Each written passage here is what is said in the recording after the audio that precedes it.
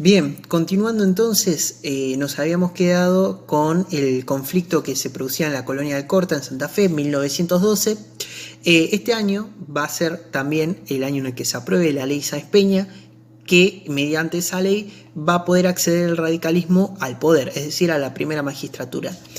Había cierta expectativa por parte del sector obrero para con el radicalismo, ¿sí? Había cierta esperanza depositada en el radicalismo de que iba a modificar en algo la situación en la cual se hallaba dicho sector. La idea del radicalismo, podemos decir, en cierta parte era arbitrar el conflicto, ¿sí? Es decir, arbitrar, ponerse en el medio como garante de las dos partes, tanto de la parte trabajadora como de la parte patronal, ¿sí?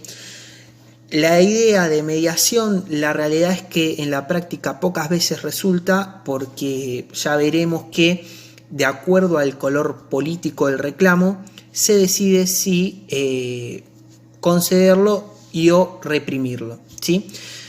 Vamos a ver cómo esto termina influyendo en la relación del radicalismo para con el sector obrero, ¿sí? Vamos a ver cómo durante la primera presidencia de Hipólito Yrigoyen van a tener lugar eventos lamentables como la Semana Trágica, la Patagonia Rebelde, ¿sí?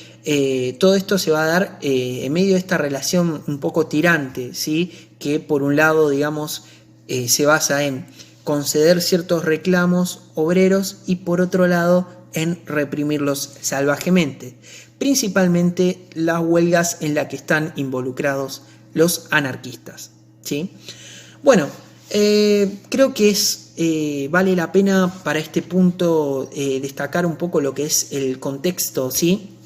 No se olviden que nosotros tenemos la Primera Guerra Mundial durante la presidencia de Hipólito Yrigoyen, ¿sí? Ya está desarrollada, ¿sí? ya está iniciada la Primera Guerra Mundial. Nosotros tenemos en ese contexto también 1914, de inicio del conflicto bélico, y tenemos en 1917 el surgimiento de la Revolución Rusa.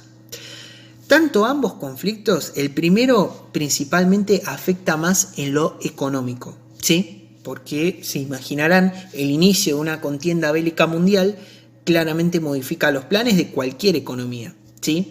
En este caso, en el sector obrero repercute de forma negativa, ¿sí?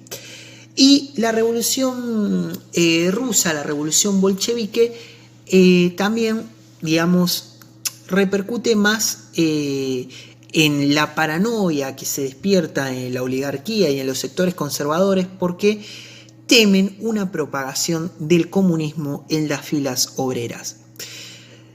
Mediante este temor, digamos, a causa de este temor, es que deciden conformar la Liga Patriótica Argentina, que en pocas palabras y hablando mal y pronto, la Liga Patriótica Argentina va a ser un grupo de muchachos bien, por decirlo de alguna manera, que se dedique a perseguir obreros anarquistas y socialistas, ¿sí? Con la excusa de evitar la propagación del comunismo.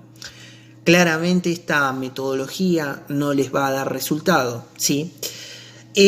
Bueno, creo que de esta parte nosotros podemos destacar un poco esto, podemos destacar la relación durante la presidencia de Yrigoyen que tiene el sector obrero para con el poder político, ¿sí? Esta relación tirante, esta relación de, por un lado, oficio de árbitro, te concedo tus reclamos, y por otro lado, la represión salvaje. Vamos a ver que es un patrón que de cierta forma se va a repetir, ¿sí?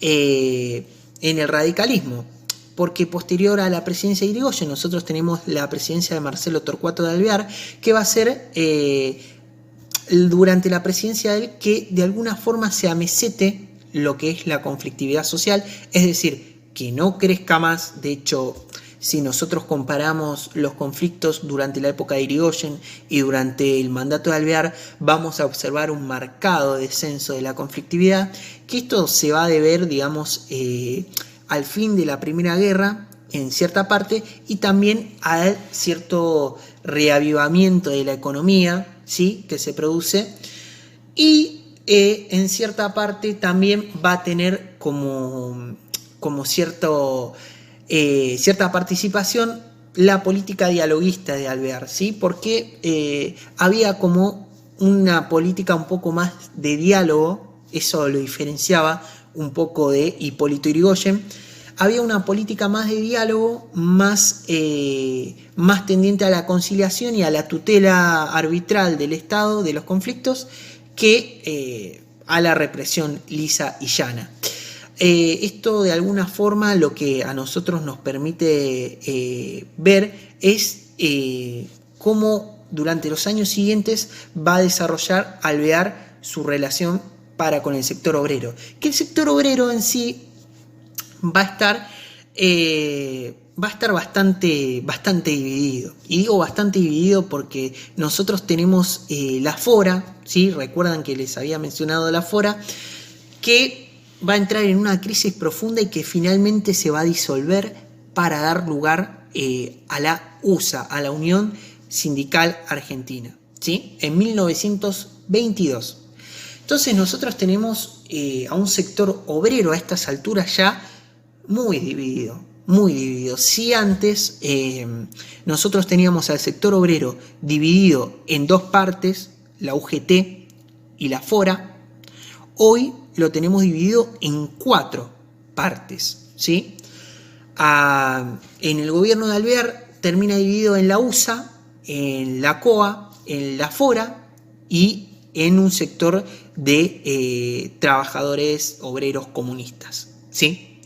Entonces, de 1901, que se funda la FOA, nosotros ahí tenemos una única federación. Bien. Después de ahí hay una partición en 2, la UGT y la Fora. Y ya en la presidencia de Alvear nosotros tenemos una partición en 4, ¿sí? Tenemos a la USA, a la COA, a la Fora y a el sector comunista, ¿sí? Entonces nosotros observamos ahí una gran división del movimiento obrero, ¿sí?